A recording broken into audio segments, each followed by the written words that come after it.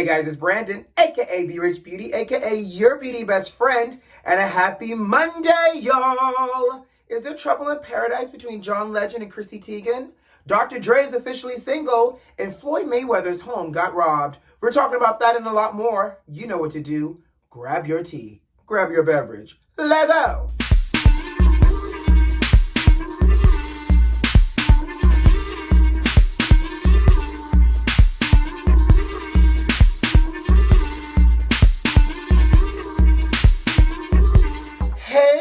Besties, happy Monday, y'all. What did y'all do this weekend? Did you do anything good?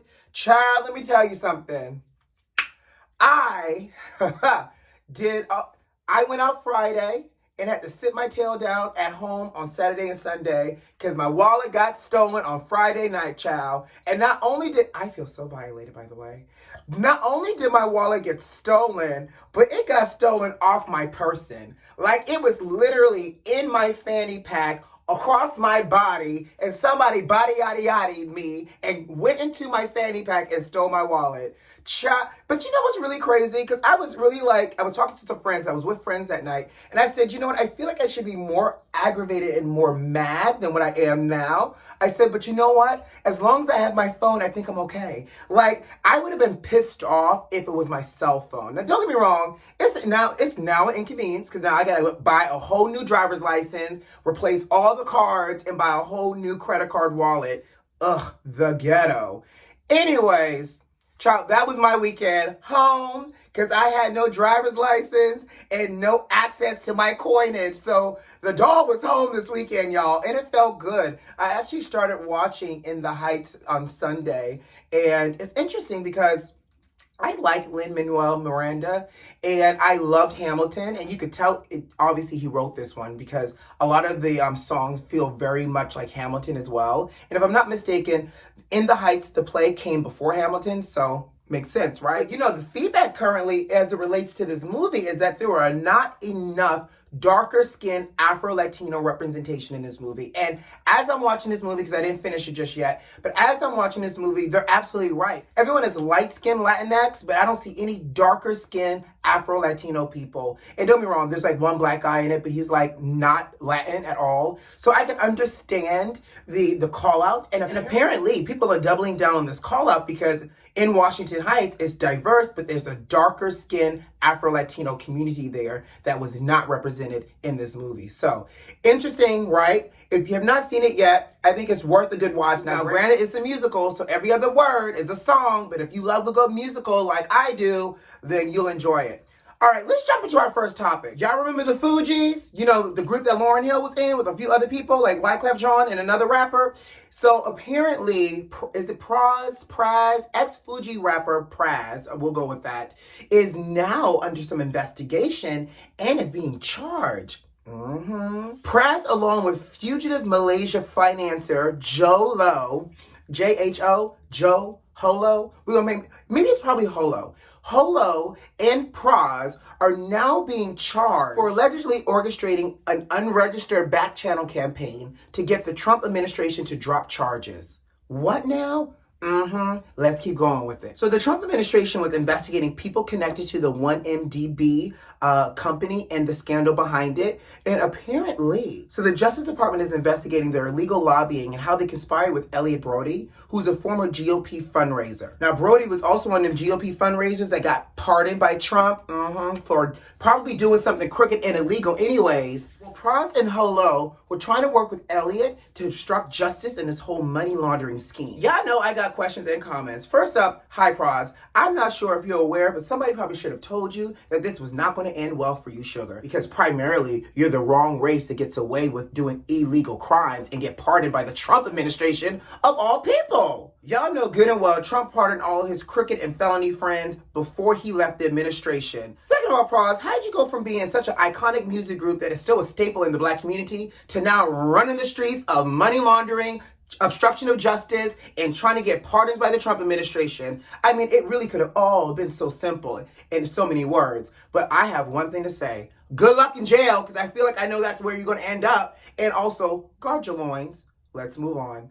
Lord, word on the curb is another Hollywood marriage is in trouble, y'all. And this time it is John Legend and Chrissy Teigen. Now, I will say this. To me, Chrissy Teigen is slightly problematic at times, but I kind of like her and John Legend together. Now, here's what's going on. Apparently, John is in his purse, a bag of emotions, because now Chrissy is being canceled by the culture because there's some old tweets that have resurfaced of her bullying people. And not just bullying people, but also bullying teenagers.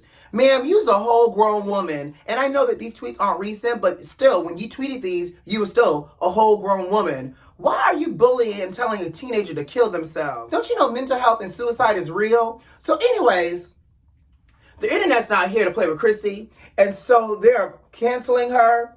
And these tweets have resurfaced. And it's not a good look. And according to sources, he's now contemplating, I guess, potential divorce because John is like, I didn't marry this woman. I don't know who this bully is. There's a stranger in my house, and I didn't sign up for this. Well, I guess for better for worse isn't a real thing anymore because it just went from better to hell. So we shall see what happens. We shall see if John Legend sticks by his woman and how this plays out. But again, I forgot that Chrissy was being canceled. I guess that turned out to be a real thing. Now, what are you guys' thoughts here?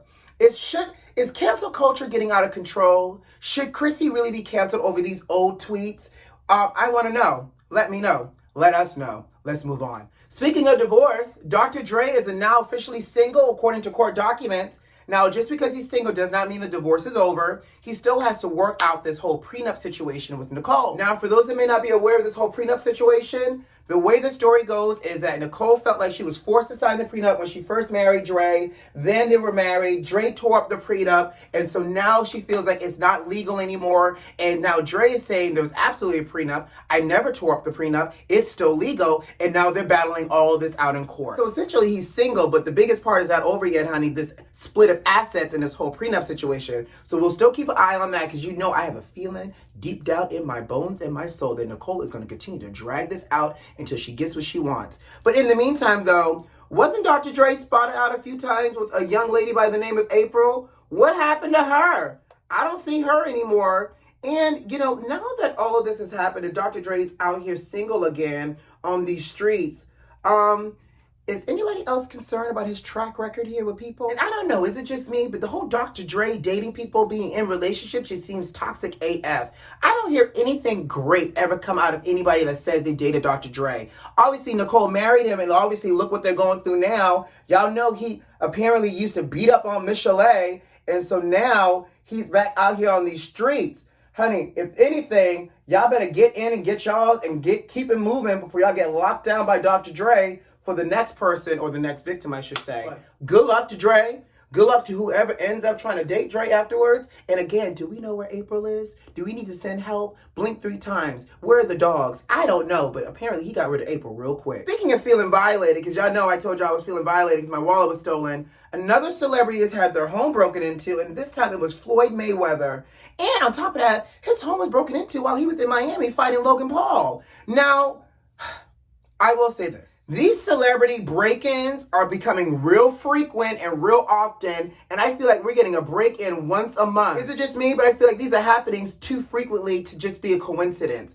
Well, FLOYD Mayweather said his home in Las Vegas got broken into. This is the home here, y'all. Gorgeous home. But I don't see no gate or no security guard. Nonetheless, home got broken into. He is offering up a $100,000 reward because he's saying valuable handbags and other valuables were taken out of the home. Okay. 2 things.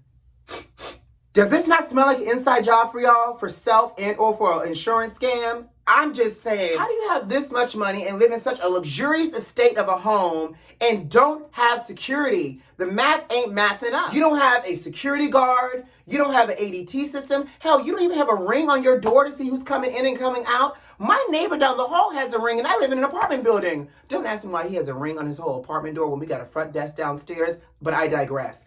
I just need to know, where is the security to match the amount of wealth to keep your home safe? Where is the ADT? Where are the dogs? Where are the people in the paparazzi and the entourage that just stay in your home even when you're on the road? How does this happen? It does not seem right to me. It seems very sneaky and suspicious, and it's happening too frequently, which makes me feel like these are all inside jobs, because you got these celebrities who in any given day we couldn't even walk up to get an autograph from, but now people just roaming all up and through these people's homes stealing valuables.